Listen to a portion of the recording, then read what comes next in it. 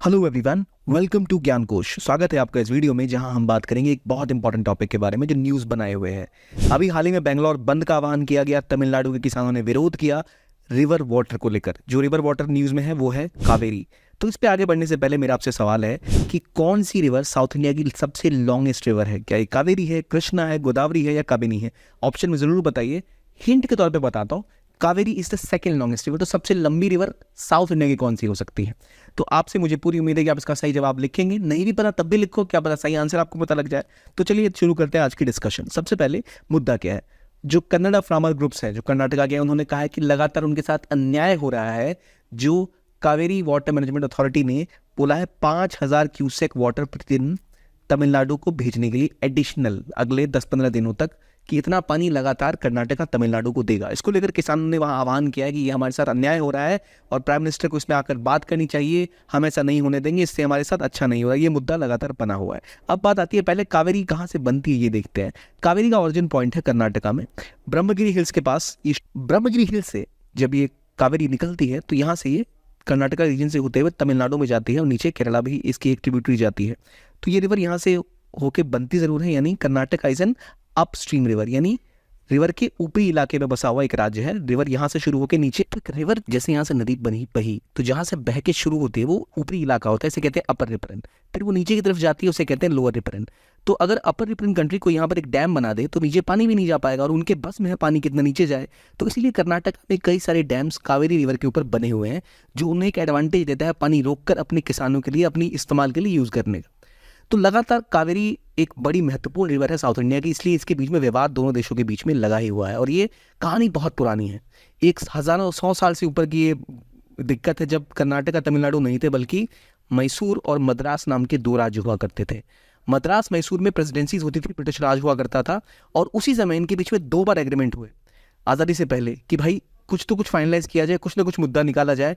लेकिन तब भी जब इनके बीच में अंग्रेजों के ज़माने में जब एग्रीमेंट हुए, तब भी ये मुद्दा आगे जा नहीं सका। और 2007 में एक ट्राइब्यूनल बना था, वाटर डिस्प्यूट लगातार बनने लग गया, एक कावेरी रिवर पे एक ट्राइब्यूनल बना। फिर 2007 में एक जजमेंट आई जिसमें इन्हें वाटर का डिवीजन कुछ इस तरह से किया गया कि टोटल वाटर में से 270 to Karnataka, 30 to Kerala and 7 to Puducherry. लेकिन इसके बाद दोनों राज्यों में बिल्कुल भी सहमति नहीं बनी। फिर सुप्रीम कोर्ट गई है 2007 के जजमेंट के बाद। फिर एक और जजमेंट आया जिसमें तमिलनाडु को 419 की जगह 404, रिवाइज यहाँ पर कर्नाटका को 285, केरला को 30 और पुडुचेरी को 7,000 मिलियन क्यूबिक फीट पानी का शेयर दिया गया। इसके अलावा ये भी शेयर दिया गया था कि जब मई से लेके जून तक का पीरियड होगा और जून से लेके सितंबर तक का पीरियड होगा, तब कितना पानी कौन किस राज्य को देगा, यानी कर्नाटका कितना पानी तमिलनाडु को देगा, क्योंकि तमिलनाडु इज लोअर रिपरन स्टेट। लेकिन मुद्दा ये है कि जो भी ये डेटा आप देख रहे हो ना कि इतना पानी दिया जाएगा, इतना फ्लो होगा, ये सब एक नॉर्मल ईयर के लिए किया गया था कि जब एक आम साल होगा तब। लेकिन जब किसी साल डिस्ट्रेस हो जाए, बारिश कम हो जाए, पानी इतना हो ही ना रिवर में देने के लिए, तो कैसे पानी देगा कर्नाटका तमिलनाडु को? और यही मुद्दा है कि आज एक डिस्ट्रेस्ड ईयर है।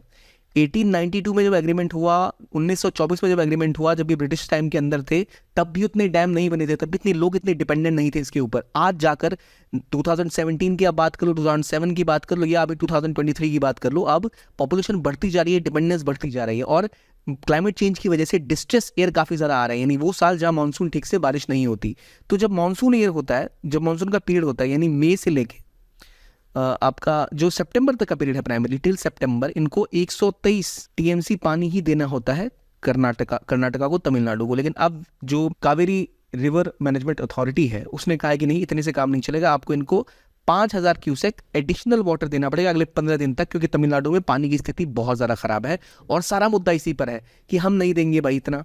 अब आप कहोगे सर कर्नाटका से रिवर बन शुरू होती है तो वहाँ ज़रा शेयर भी मिलना चाहिए, पर ऐसा नहीं है। असल में कर्नाटका बेसिन कर्नाटका में और तमिलनाडु में अलग अलग है। कर्नाटका में 32,000 स्क्वायर किलोमीटर का ही इसका बेसिन है, जबकि तमिलनाडु में ये 44,000 है, यानी ज़्यादा रिवर का बेसिन एरिया तमिलनाडु राज्य में है, इसलिए वहाँ इसके ऊपर डिपेंडेंस भी ज़्यादा है।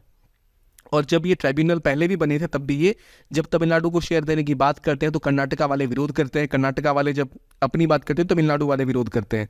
और इसकी ट्रिब्यूटरीज जैसे काबिनी, हेमावती और जो हरंगी है वो भी यहाँ से बहती है, उनके ऊपर ऑलरेडी डैम्स बने हुए हैं, यहाँ इनका नाम भी आपको देखने को मिलता है। तो लगातार मुद्दा ये रहता है कि डैम्स बन गए हैं, कैचमेंट एरिया में पानी कम मिल रहा है, तो इसको लेकर विवाद दोनों राज्यों के बीच में हमेशा से ही बना हुआ है, कोई नई बात नहीं है।